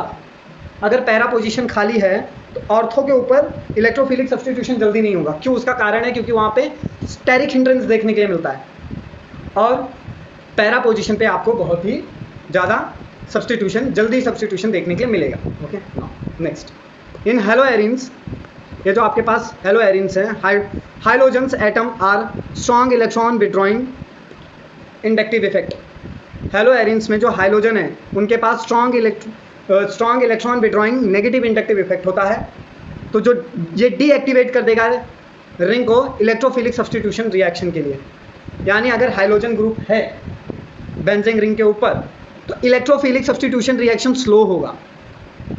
डीएक्टिवेट करना यानी रिंग को डीएक्टिवेट करना यानी इलेक्ट्रोफिलिक सब्स्टिट्यूशन रिएक्शन को स्लो करना। ठीक है, आपको हमेशा ये बात याद रखनी है, ऑलवेज रिमेंबर दिस। जो नेगेटिव इफेक्ट होता है क्लोरीन का is more powerful than it's plus are effect. यानी माइनस, ये जो आपका नेगेटिव इंडक्टिव इफेक्ट है क्लोरीन के ऊपर वो बहुत ही ज़्यादा पावरफुल होता है उसके पॉजिटिव रेजोनेंस के इफेक्ट के कंपैरिजन में। इसके लिए क्लोरीन ऑर्थो पैरा डायरेक्टिंग तो होता ही है, लेकिन वो डीएक्टिवेट कर देता है ग्रुप को। ऑर्थो पैरा डायरेक्टिंग है, वो ऑर्थो पैरा पोजीशन पे इलेक्ट्रॉन डेंसिटी को बढ़ा देगा, लेकिन इलेक्ट्रोफिलिक सब्स्टिट्यूशन रिएक्शन को स्लो कर देगा। ठीक है, नाउ नेक्स्ट हम लोग देखेंगे फर्स्ट हैलोजिनेशन। बच्चों हैलोजिनेशन क्या होता है चलिए देख लेते हैं। It is carried out by the reacting haloarenes with the halogen in presence of the ferric salt as a Lewis acid catalyst. Halogenation का मतलब क्या होता है कि ये कैरीड आउट होगा बाय रिएक्टिंग, इसमें आपको रिएक्ट कराना है हेलो एरिन्स को हाइड्रोजन के साथ फेरिक सॉल्ट के प्रेजेंस में। इसे लेविस फेरिक सॉल्ट को लेविस एसिड कैटलिस्ट भी बोलते हैं। चलिए देख लेते हैं। ये आपका क्लोरोबेंजीन है, आप उसमें क्लोरीन ऐड कर रहे हो यानी उसका हेलोजनेशन कर रहे हो। हेलोजनेशन यानी एडिशन ऑफ हाइड्रोजन। तो अब मैं क्या करता हूँ, इसे अनहाइड्रस FeCl3 के साथ इन प्रेजेंस ऑफ क्लोरीन रिएक्ट कराता हूँ। तो देखो मेरे को दो प्रोडक्ट मिलेंगे, एक 1,4 डाइक्लोरोबेंजीन, दूसरा 1,2 डाइक्लोरोबेंजीन। उसमें भी 1,4 डाइक्लोरोबेंजीन मेजर प्रोडक्ट होगा, उसमें भी 1,4 डाइक्लोरोबेंजीन क्या होगा, क्यों? क्योंकि पैरा पोजीशन पे स्टेरिक हिंड्रेंस नहीं है, ऑर्थो पैरा पोजीशन पे क्या है, स्टेरिक हिंड्रेंस है। स्टेरिक हिंड्रेंस के कारण क्या होगा, अपकमिंग ग्रुप को ढकेल दिया जाएगा, क्लोरीन को ढकेल दिया जाएगा, तो अपने आप पैरा पोजीशन पे चला जाएगा। तो 1,2 डाइक्लोरोबेंजीन क्या होता है, माइनर प्रोडक्ट होता है। 1,4 dichlorobenzene is a major product, 1,2 dichlorobenzene is a minor product. बच्चों आप लोगों को याद रखना है। चलिए नेक्स्ट देखते हैं। नेक्स्ट है हमारे पास नाइट्रेशन। क्या है हमारे पास, नाइट्रेशन। सेकंड हम नाइट्रेशन करके देखेंगे। It is carried out by heating the halo alkane with the HNO3 in presence of the H2SO4। अगर मेरे पास क्लोरोबेंजीन है, मैं उसको HNO3 के साथ रिएक्ट कराता हूँ इन प्रेजेंस ऑफ सल्फ्यूरिक एसिड, मैं उसको हीट करता हूँ, तो मुझे क्या मिलेगा, 1 क्लोरो 4 नाइट्रोबेंजीन, 1 क्लोरो 4 पे नाइट्रो क्लोरोबेंजीन मेजर प्रोडक्ट।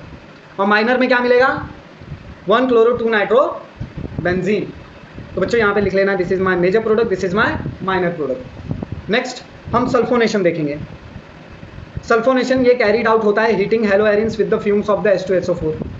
ये कैसे किया जाता है, इसमें हम हीटिंग करेंगे हेलो एरिन्स का फ्यूम्स H2SO4 के प्रेजेंस में। आपने यहाँ पे क्लोरोबेंजीन ले लिया, इसको आप रिएक्ट कराते हो H2SO4 के साथ, इसको हीट करते हो, तो आपको यहाँ पे दो प्रोडक्ट मिलते हैं, 2 क्लोरोबेंजीन सल्फोनिक एसिड और 4 क्लोरोबेंजीन सल्फोनिक एसिड। नेक्स्ट है हमारे पास बच्चों Friedel Crafts reaction. Friedel Crafts reaction is carried out by treating halo arenes with the alkyl chloride और acyl chloride in presence of the anhydrous AlCl3 as a catalyst. Friedel Crafts reaction किससे कहते हैं, Friedel Crafts reaction को किया जाता है हेलो एरिन्स को alkyl chloride के साथ ट्रीट करके या असाइल क्लोराइड के साथ। यहाँ पे आपका अल्काइल क्लोराइड भी हो सकता है और असाइल क्लोराइड भी हो सकता है, ठीक है। नेक्स्ट फिर क्या करते हो, इन presence of anhydrous AlCl3, anhydrous मतलब सूखा हुआ, जहाँ पे भी अनहाइड्रस आएगा मतलब वहाँ पे absence of water. AlCl3 is highly hydroscopic in nature, ये पानी से बहुत ज़्यादा वायलेंटली रिएक्ट करता है। अगर आप AlCl3 को पानी के अंदर डाल दोगे तो एक्सोथर्म बहुत ज़्यादा आता है, ब्लास्ट जैसे सिनारियोज क्रिएट हो जाते हैं। तो संभल के AlCl3 का यूज़ करना, ये अनहाइड्रस फॉर्म में आता है यानी सूखे पाउडर की तरह आता है। ओके नो, तो हमारे पास क्लोरोबेंजीन है जिसका रिएक्शन मैं मिथाइल क्लोराइड के साथ कराता हूँ इन प्रेजेंस ऑफ अनहाइड्रस AlCl3, तो मुझे 2 क्लोरोटोल्यून और 4 क्लोरोटोल्यून मिलता है। नेक्स्ट है हमारे पास,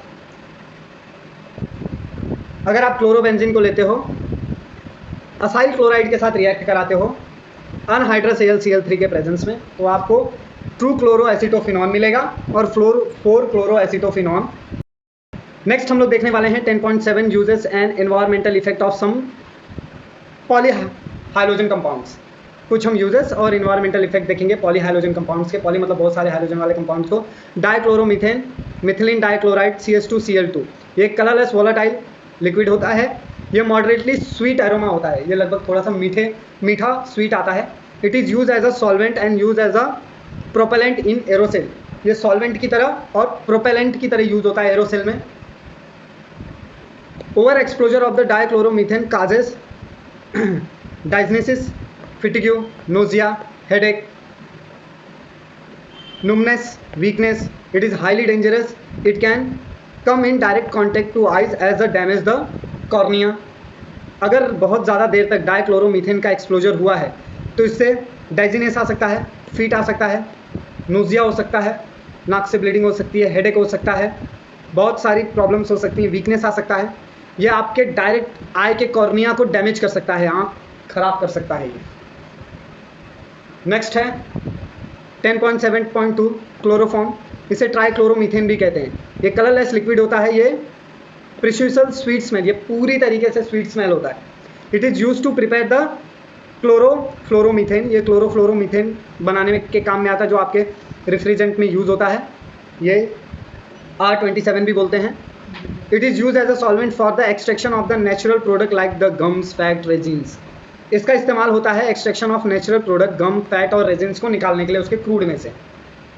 it is use as a source of the dichlorocarbene, ये डाइक्लोरोकार्बीन के सोर्स की तरफ भी यूज़ होता है।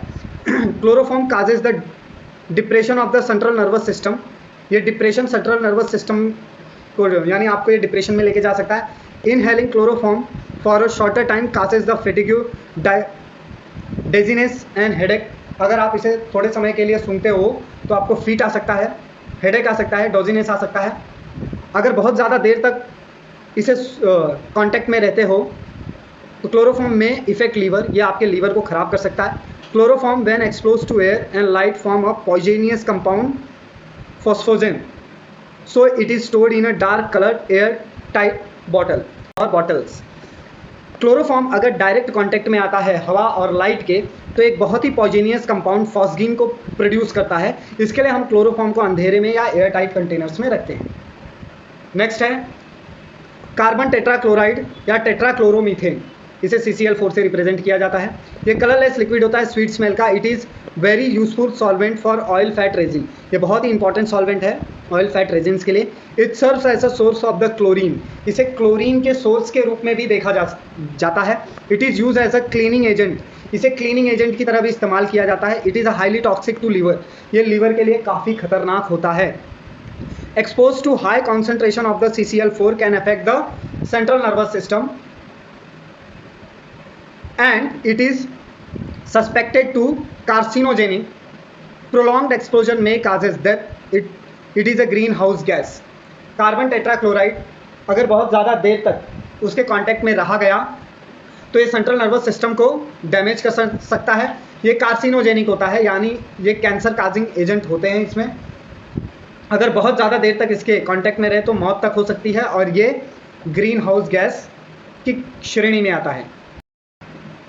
नेक्स्ट है 10.7.4 आइडोफॉर्म और ट्राइआइडोमीथेन, इसे आइडोफॉर्म या ट्राइआइडोमीथेन कहते हैं। ये येलोइश कलर का क्रिस्टलाइन सब्सटेंस होता है जो डिसएग्रीएबल स्मेल, इसका स्मेल इतना अच्छा नहीं होता, आप इसको सुन के थोड़ा परेशान हो सकते हैं। It is use in a medicine as a healing agent and antiseptic in dressing of the wounds. However its use is limited. ये येलो कलर का क्रिस्टलाइन सब्सटेंस होता है, इसका स्मेल इतना अच्छा नहीं होता। मेडिसिन में इसको हीलिंग एजेंट की तरह इस्तेमाल किया जाता है, एंटीसेप्टिक की तरह यूज़ होता है ड्रेसिंग के लिए। अगर कहीं कट पट गया हो तो इसको एज ए एंटीसेप्टिक हम उस पर लगा सकते हैं। इसका लिमिटेड यूज़ ही करना चाहिए। It causes irritation to skin and eyes, ये त्वचा और आंखों में इरिटेशन पैदा कर सकता है। इट में काजेस रिस्पिरेटरी इरिटेशन और breathing difficulty, dizziness, nausea, depression, central nervous system, visual disturbance. अगर इसे बहुत ज़्यादा देर तक इसके कांटेक्ट में रहे तो स्किन, रिस्पिरेटरी सिस्टम, इसको इरिटेशन होता है, छाती में जलन हो सकती है, सांस लेने में तकलीफ हो सकती है, डाउजीनेस हो सकता है, नोजिया हो सकता है, सेंट्रल नर्वस सिस्टम पे इफेक्ट पड़ सकता है, विजुअल डिफेक्ट हो सकते हैं, यानी देखने में तकलीफ हो सकती है। फ्रियॉन्स नेक्स्ट है 10.7.5, इसे फ्रियॉन्स कहते हैं। They are organic compound of chlorine and fluorine, ये ऑर्गेनिक कंपाउंड होता है क्लोरीन फ्लोरीन के साथ। क्लोरोफ्लोरोकार्बन, इसे क्या कहते हैं? क्लोरोफ्लोरोकार्बन, यानी फ्रियॉन्स का दूसरा नाम है क्लोरोफ्लोरोकार्बन। CFC से इसे रिप्रेजेंट किया जाता है। इसका यूज़ होता है रिफ्रिजेंट की तरह। ये मोस्ट कॉमन रिफ्रिजेंट है the most common representative is difluoromethane, Freon 12। Other includes chlorodifluoromethane R22, trichlorofluoromethane R11 and so on. बहुत ही कॉमन जो रिप्रेजेंटेटिव्स हैं रिफ्रिजेंट्स के वो हैं डाइफ्लोरोमीथेन, जिसे फ्रियॉन 12 कहा जाता है,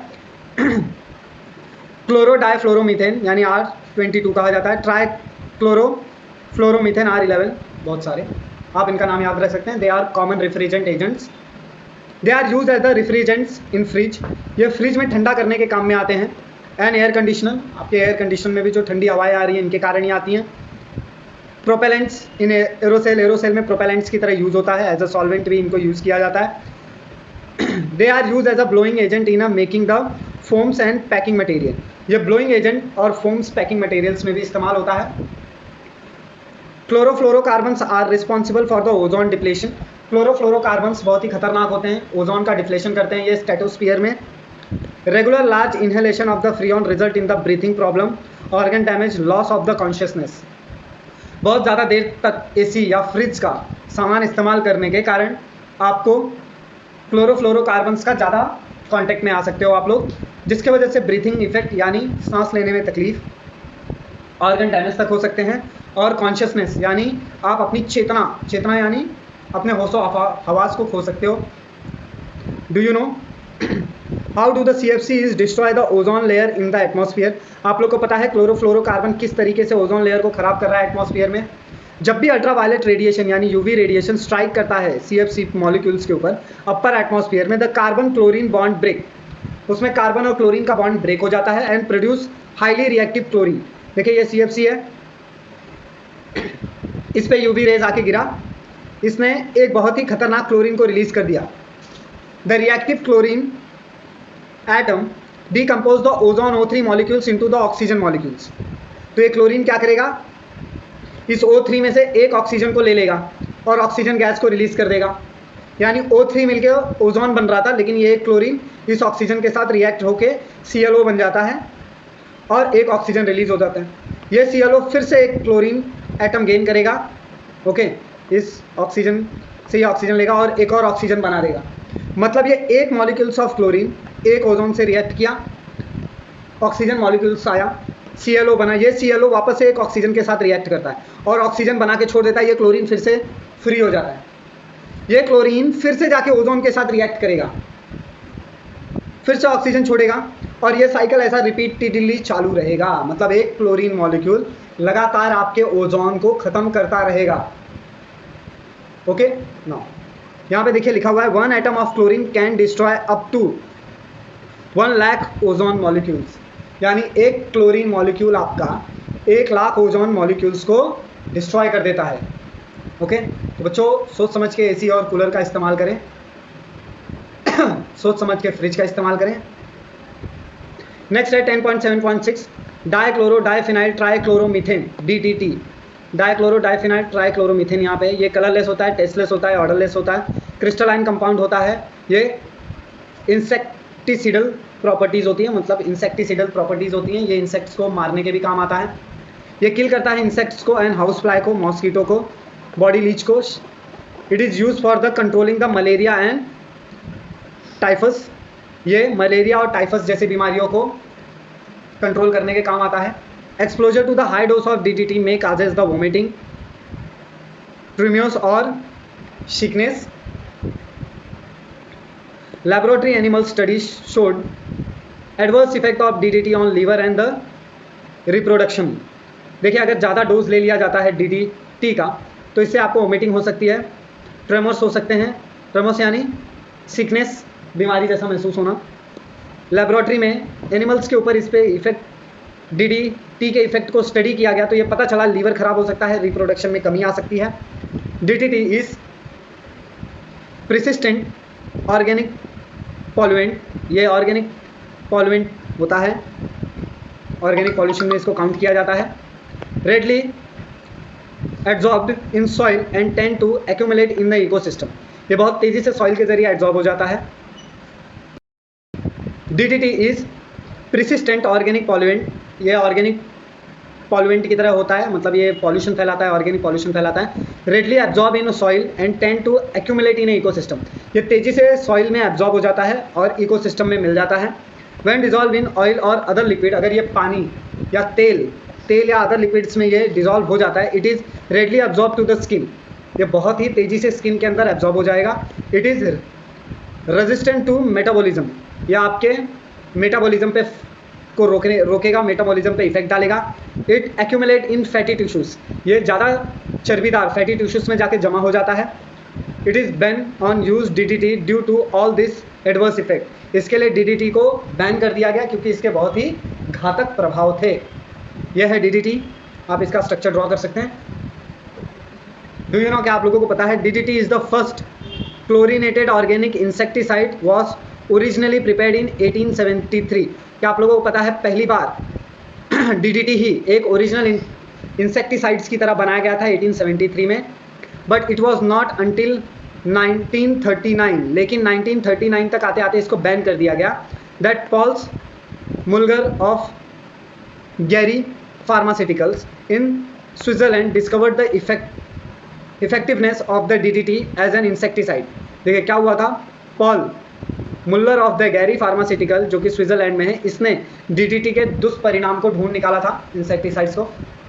पॉल मुल्लर, इनको अवार्ड दिया गया नोबेल प्राइज़ का मेडिसिन में, फिजियोलॉजी में 1947 में डिस्कवरी करने के लिए, डीडीटी के इस एडवर्स इफेक्ट्स के लिए और डीडीटी को ढूंढने के लिए। It is use as the DDT increase enormously on a world wide basis after world war II। DDT बहुत ही धड़ल्ले से इस्तेमाल होने लगा द्वितीय विश्व युद्ध के बाद, primarily because of its effectiveness against the mosquito spread of the malaria लिसिया दैट कैरी द टाइफस। इसका इस्तेमाल इसलिए बढ़ गया क्योंकि ये बहुत ही तेज़ी से मॉस्किटो को मार दे रहा था, मलेरिया को फैलने से रोक रहा था। इन फायदों की वजह से इसका काफ़ी तेज़ी से बिक्री हो गई। Many species of the insecticide develop the resistance to DDT. बहुत सारे स्पीशीज और ऐसे इंसेक्ट्स हैं जिन्होंने डीडीटी का रेजिस्टेंस ढूंढ निकाला था, मतलब उन्होंने विरोध डीडीटी के असर को निष्क्रिय करने वाले बैक्टीरियाज इंसेक्टिसाइड्स भी बन गए। It was also discovered to have the high toxic towards the fish, और ये देखा गया है कि ये बहुत ही खतरनाक होता है मछलियों के लिए।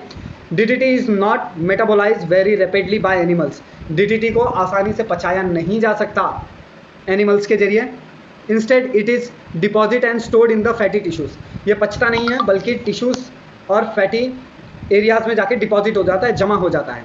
The use of DDT was banned in the United State in 1973। DDT में का बैन हो गया 1973 के तक यूनाइटेड स्टेट में। Although it is still in use in some other parts of the world. हालांकि डीडीटी को आज भी दुनिया के दूसरे जगहों पे इस्तेमाल किया जाता है। Thank you for watching guys. अच्छा लगा हो लाइक शेयर सब्सक्राइब करें। होप सो आप लोगों को लेसन समझ में आया होगा। कुछ भी डाउट हो आप कमेंट सेक्शन में डायरेक्ट मुझसे कांटेक्ट करके पूछ सकते हैं। Thank you for watching guys. जय हिंद, जय भारत।